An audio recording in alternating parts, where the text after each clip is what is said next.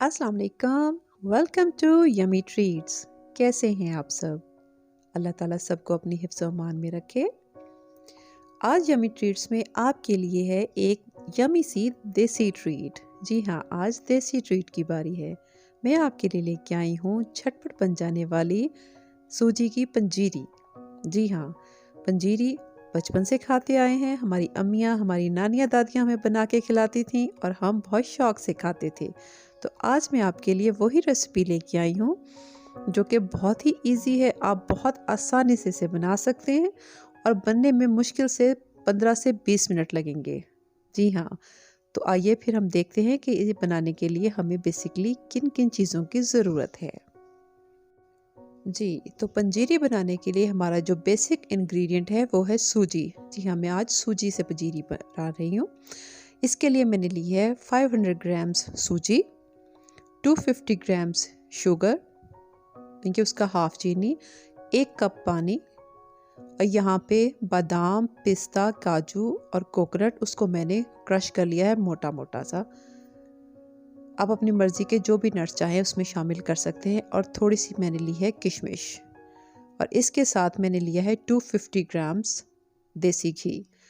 इन चीज़ों का मज़ा देसी घी में ही आता है, इसलिए कोशिश किया करें जब इस तरह की कोई देसी चीज़ बनाए तो वो देसी घी में बनाएं, क्योंकि इनका असल मज़ा जो है वो इसी में आता है। ऑयल में भी बना सकते हैं, बनास्पति घी में भी बना सकते हैं, लेकिन इनका जो असल एक टेस्ट होता है, एक असल अरोमा होता है, वो सही बनता है देसी घी में। तो बनाना शुरू करते हैं। बिस्मिल्लाहिर्रहमानिर्रहीम। सबसे पहले कढ़ाई ली है। कढ़ाई बिल्कुल खुश्क कर लेनी है पहले चूल्हे पे रख के। इसमें पानी वगैरह ना हो, वरना जब घी डालेंगे तो छींटे उड़ेंगे। अब इसमें मैंने घी डाल दिया है और घी को पहले गर्म कर लेंगे। अच्छे से इसे पिघला लेंगे और अब हम इसमें डाल देंगे सूजी। और सूजी डाल के आपने देख लिया है कि जितनी सूजी थी उससे हाफ क्वांटिटी में इसमें घी जाएगा।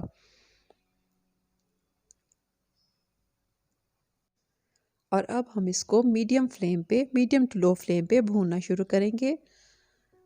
पंजीरी बनानी हो, हलवा बनाना हो, या ऐसे इसकी जो मैंने पहले भी एक रेसिपी शेयर की थी, इसमें बेसन और सूजी की मैंने बर्फ़ी बनाई थी।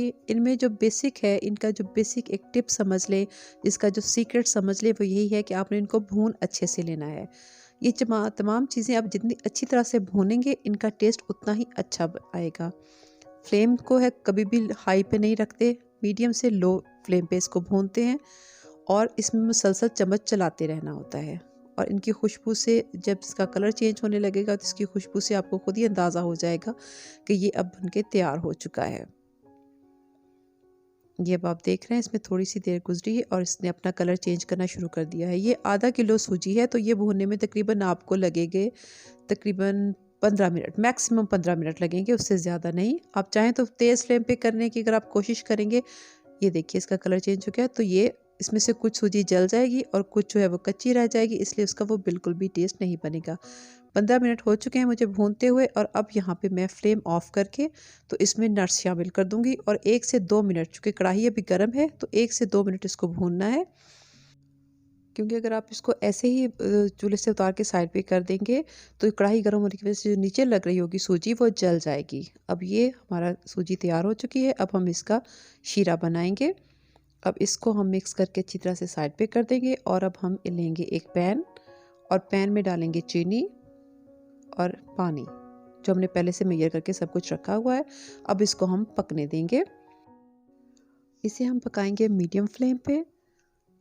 इसको हमने बहुत ज़्यादा नहीं पकाना है कि लाइक बहुत पूरी तार का शीरा हमने इसका नहीं बनाना, बल्कि हमने सिर्फ इतना बनाना है इसको 4 से 5 मिनट कि इसमें मोती बनने लगे। इसको चेक करने का तरीका होता है, आपने बस इसको क्लोजली ऑब्जर्व करना है।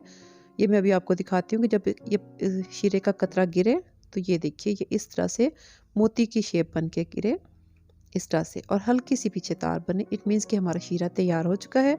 और अब हम इसको चूल्हे को ऑफ कर देंगे और अब हम इसे सूजी में शामिल करेंगे।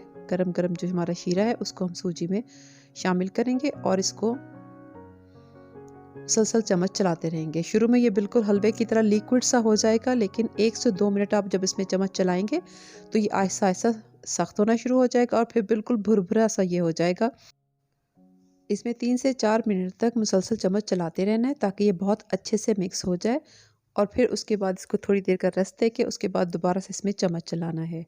आपने देखा किस कदर आसान है ये, बिल्कुल भी मुश्किल नहीं है। आप एक दफ़ा में ही ट्राई करेंगे तो आपकी ये पंजीरी बहुत अच्छी बनेगी और ये बहुत हैवी नहीं होती है। बाकी रहे इसमें नट्स, तो मैंने इसमें जो नट्स डाले हैं वो मैंने आपको बताया है। मैंने इसमें बादाम, पिस्ता, काजू और कोकोनट और किशमिश डाले हैं। आप चाहें तो इसमें चारों मग्स डाल सकते हैं, इसमें फूल मखाने जो होते हैं वो भी डाल सकते हैं। ये सब आपके अपने टेस्ट के अकॉर्डिंगली है।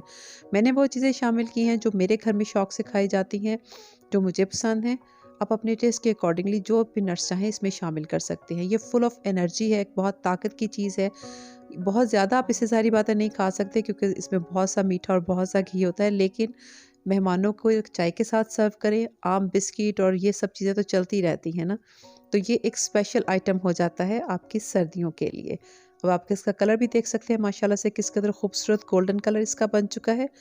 और ये देखिए इसका टेक्सचर आप देखें किस कदर भुरभुरी से बनी है और ये इंतहाई मज़ेदार बनती है।